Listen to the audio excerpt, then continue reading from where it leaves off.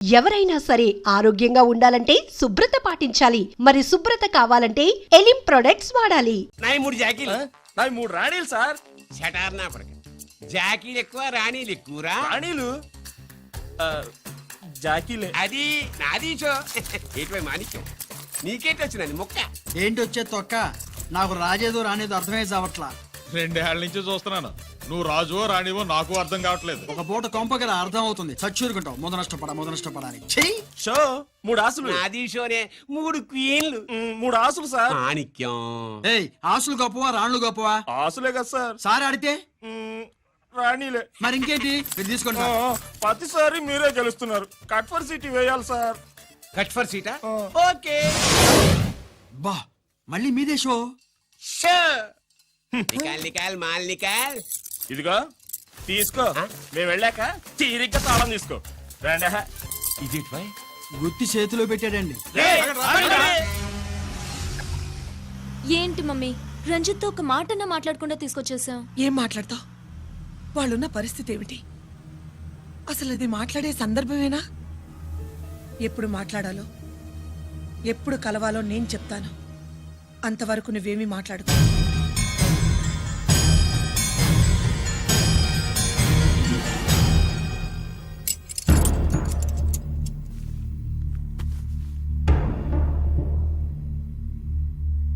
Canteen దగ్గర police duty చేశారు కదా, ఇప్పుడు అన్నగారి డ్యూటీ చేయడానికి జైలుకి వచ్చారా? అవునరా అన్నగా, నేను నీకేం ఉపయోగపడ్డాను? జీవితంలో నా వల్ల నువ్వు ఎప్పుడు నష్టపోతూనే ఉన్నావు. చిన్నప్పుడు నా వల్ల చదువుకు దూరం అయ్యావు. ఇప్పుడు నా కారణంగానే వాళ్ళు నిన్ను ఈ కేసులో ఇరికిస్తే ఇంటికి దూరం అయ్యావు. థ్యాంక్స్ అమ్మా. నా కోసం కన్నీళ్లు పెట్టేవాళ్ళు కూడా ఉన్నారని నిరూపించుకున్నావు. ఎలా ఉన్నావురా? జైల్లో ఉన్నా ఇంట్లో ఉన్నట్టే ఉంది. నాన్న నన్ను ఇప్పుడు దోషిగానే చూస్తాడు కదా. ఆయన గురించి నువ్వు అలా అనుకుంటావు కానీ నీ గురించి ఆయన ఎంత టెన్షన్ పడుతున్నారో తెలుసా? దేనికి? జైలు నుంచి తప్పించుకుంటానన్నా? అది మాత్రం కరెక్ట్ గా ఊహించాడు. అంటే ఆ బోర్డు చూడు, ఖైదీలు 213 అని ఉంది. తెల్లారేసరికి ఆ నంబరు 212 అవుతుంది. తమ్ముడు, ఆ పని మాత్రం చేయొద్దు. ఇల్లీగల్ గా వాడిని నిరికించారు. లీగల్ గా నేను విడిపించుకుంటాను. ఈ లోపు తొందరపడి జైలు నుంచి పారిపోనని నాకు మాట ఇవ్వు. ఇవ్వరా?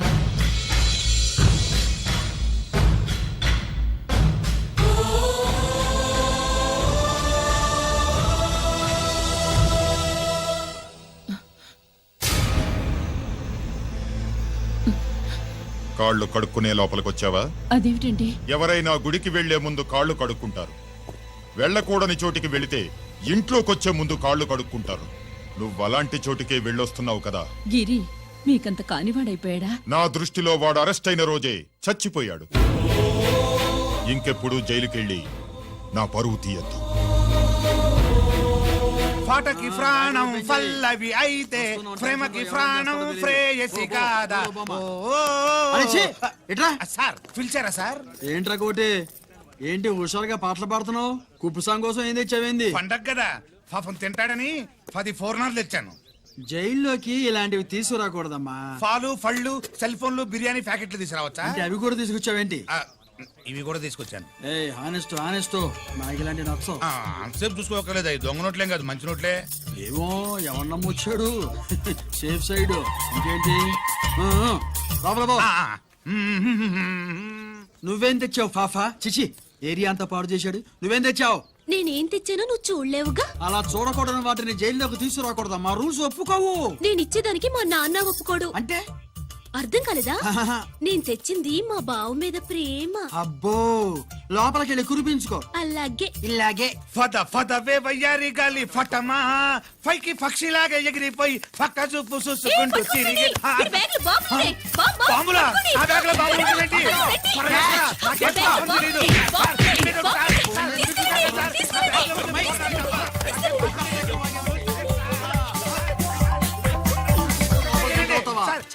బాంబులు కాదు సార్, ఫోర్నాలు తీవే బయటికి. ఏం సార్ చెప్తే వినరు మీరు? మీరు ఎక్కడ పోలీసులు అండి బాబు? ఫోర్నాలు చూసి పారిపోతున్నారు. ఫోర్నాలు ఎక్కడైనా పేల్తాయి ఏంటండి? అయిపోయాడు.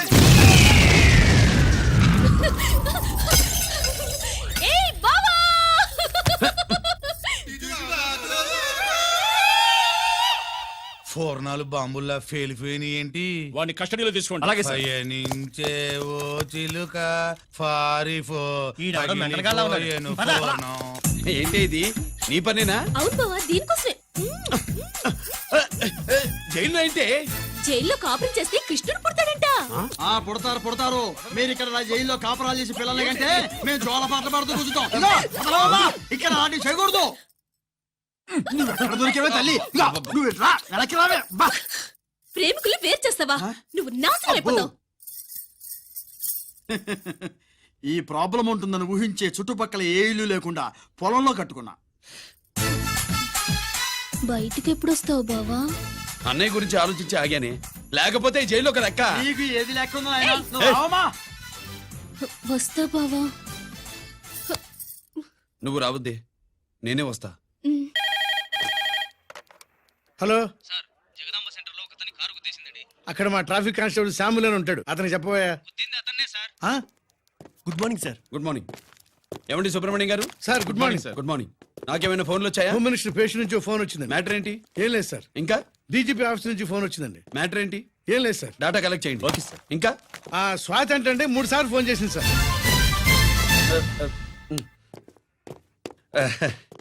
అందరి ముందు చెప్తారేంటి? ఇప్పుడు చెప్పండి. ఈవిడ మాత్రం మ్యాటర్ చెప్పిందండి. పావు గంటలో రింగ్ ఇస్తానంది.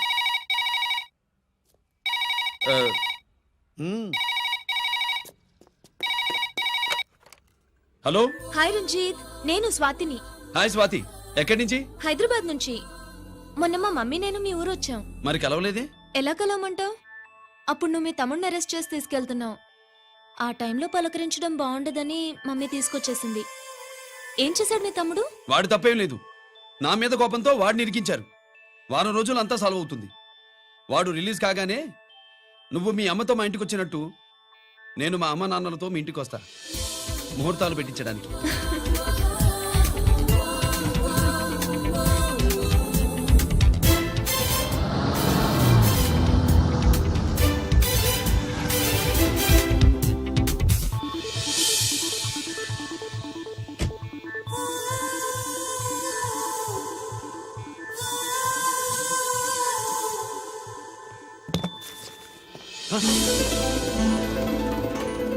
హాయ్. ఏంటి లగేజ్తో సహా వచ్చేసావు? ఏజ్ బారవక ముందే తొందర పడదామని. అందుకని చెప్పా పెట్టకుండా ఇలా దిగిపోవడమేనా? ముహూర్తాలు చూసుకుని దిగడానికి నువ్వేమన్నా 3 ముళ్ళతో రెడీగా ఉన్నావా? ఉమ్? అందుకే ఎదురుగా ఉంటే నీకు ఇన్స్పిరేషన్ గా ఉంటుందని వచ్చేసా. ఎవరు? రా.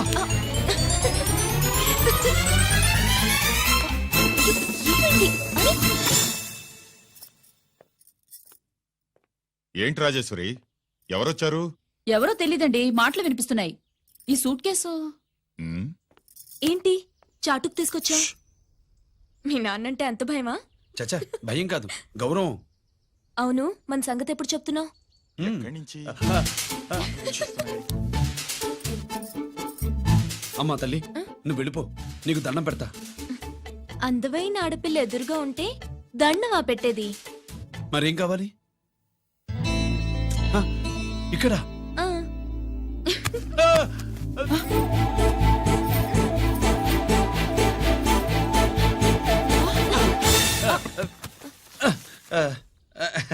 అదేంట్రా, పోలీసు వయ్యుండి దొంగాటాడుతున్నావు?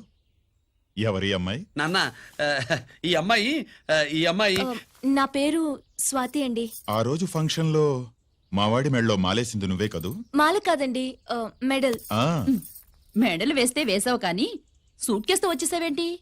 ఇక్కడ ఇంటర్వ్యూ ఉంటే వచ్చానండి. అలాగే మిమ్మల్ని చూడాలని ఇటు వచ్చాను. చూసావుగా, పద మరి. అది కాదు అంకుల్, ఉద్యోగం వచ్చేదాకా. మా ఇంట్లో ఒకే ఒక ఉద్యోగం ఖాళీగా ఉందమ్మాయి. అది ఇంటి పెద్ద కోడలి ఉద్యోగం.